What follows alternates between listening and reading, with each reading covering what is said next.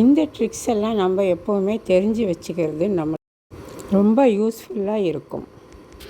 High friends, எல்லாருக்கும் வணக்கம். Welcome back to mom 60. நீங்கள் மணி பார்த்தீங்கன்னா 10 ஆக போகுது. அதுக்கு என்ன காரணம்னு நான் சொல்கிறேன்.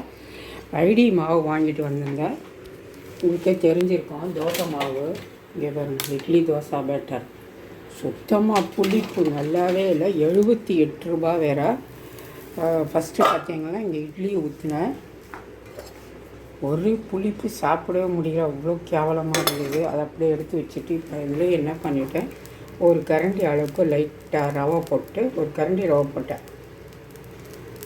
ஜாஸ்தியான போட்டு அதை இப்போ கொஞ்சம் அந்த புளிப்பை அடிச்சுட்டு அதுக்கப்புறமா கம்மியாகிடுச்சு. அதில் தான் இப்போ தோசை ஊற்றிருக்கேன். இது எப்படி இருக்குன்னு பார்க்கலாம். அப்படி இல்லைன்னா இன்னுமே கொஞ்சம் ரவை சேர்த்து எதையாவது செய்யணும். அந்த அளவுக்கு மோசம், காசு ஜாஸ்தி, ஆனால் ரொம்ப கேவலமாக இருந்தது.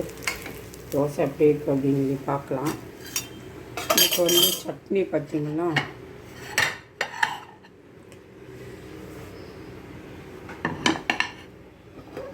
இதுக்கு சட்னி ஆல்ரெடி நான் இட்லிக்காக வேர்க்கடலை சட்னி தான் செஞ்சுருந்தேன். கடைசியில் பார்த்தா இட்லி புளிக்குது, வேறு வழி இல்லைன்னு இப்படி ஒரு ஆல்ட்ரேஷன் பண்ணி தோசையும் வேர்க்கடலை சட்னியும் தான் இன்றைக்கி.